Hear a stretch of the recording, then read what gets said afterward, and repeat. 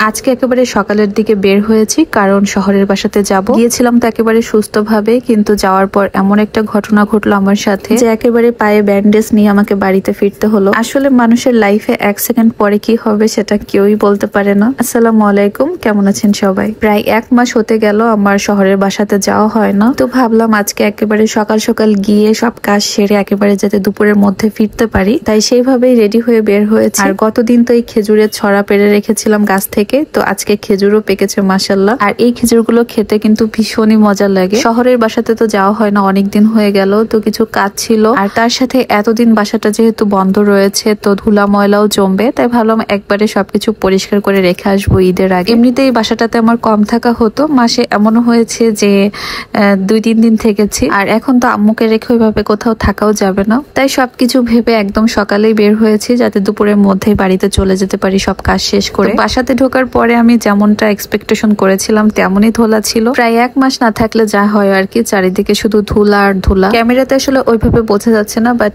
Bed বলেন কিংবা sofa বলেন, প্রত্যেকটা ফার্নিচারের উপরেই কিন্তু অনেক বেশি ধুলা ময়লা জমেছিল। বাসাতে এসে আগে আমি বাসা পরিষ্কারের কাজে লেগে পড়েছি। দেখেন এখন আমি কি সুন্দর করে কাজ করছি, বাট একটু পরে আমার এমন অবস্থা হয়েছিল যে আমার সেভাবে সেন্সই ছিল না। কি হয়েছে সবকিছুই বলছি, তবে সেটার আগে দেখাই বাসার জন্য নতুন একটা সোফা কভারও আমি অর্ডার করে রেখেছিলাম। আগে যে কাভারটা লাগানো ছিল সেটা আর এখন ইউজ করা যাচ্ছে না, কারণ এটা পরিষ্কার করতে হবে, এত বেশি ময়লা ছিল। তাই এই নতুন সোফা কভারটা এখন সোফাতে লাগাবো। এটা হচ্ছে একেবারে অরিজিনাল তুর্কি ফেব্রিক্স এর সোফা কভার, যেটা আমি নিয়েছি turkibazaar.com ফেসবুক পেজ থেকে। আমার সোফা সেটটা কিন্তু একদমই নতুনের মতো আছে, কারণ আমি সব সময় কভার ইউজ করি। আর এবার কিন্তু একেবারে হলুদ কালারের সোফা কভার আমি অর্ডার করেছিলাম, যেটা পরানোর পরে কিন্তু ভীষণই সুন্দর লাগছে। আমার ম্যাক্সিমাম সোফা কভারই কিন্তু ভাইয়াদের পেজ থেকেই নেওয়া। শুধু তুর্কি ফেব্রিক্স এর সোফা কভার না, তাদের পেজ ভিজিট করলে কিন্তু ওয়াফেল হানিকম, চায়না প্রিন্ট, দেন ভেলভেট ফেব্রিক্স এর সোফা কভারও কিন্তু আপনারা পেয়ে যাবেন। এন্ড এই কভার গুলো কিন্তু একেবারে অরিজিনাল, সাথে থাকছে কালার গ্যারান্টি এবং এগুলো ওয়াশেবল। সো আপনারা যারা ঈদের আগে আপনার বাসার সোফা সেটটাকে একটু নতুন করে সাজাতে চান, তারা এই কভার গুলো অর্ডার করতে পারেন। পেজটা আমার ডেসক্রিপশন বক্সে মেনশন করে দিয়েছি। তো এবার বলি আমার পায়ে আসলে কি হয়েছে। আগে বাসাতে এসে প্রত্যেকটা জিনিস আমি সুন্দর করে পরিষ্কার করছিলাম, আর আমি কিছুদিন পরপরই বাসার যে ফার্নিচার গুলো একটু পাতলা মানে সরানো যায় এক জায়গা থেকে অন্য জায়গায়, সেই ফার্নিচার গুলো সরিয়ে সেই ময়লা জায়গাটা আমি পরিষ্কার করি। কারণ আমি অনেক দেখেছি যদি বাসা ঠিকভাবে পরিষ্কার করা না হয় তাহলে বাসাতে তেলাপোকা হয়, তারপর ইঁদুর হয়। আর যেহেতু আমার বাসাতে সেভাবে থাকা হয় না, এজন্য এই কাজগুলো আমি করে থাকি কিছুদিন পরপরই। আর যেহেতু সোফা সেটের কাভারটা আজকে আমি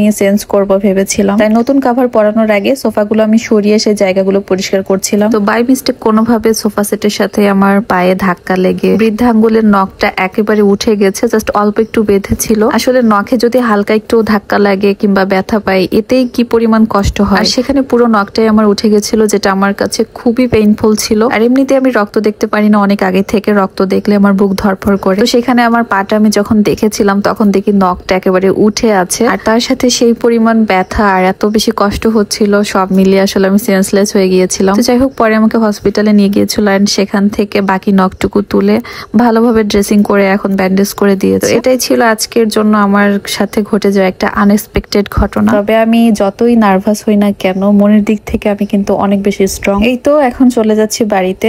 তো যাই হোক, আজকের ভিডিওটা আমি শেষ করছি। ভালো থাকবেন সবাই, আল্লাহ হাফেজ।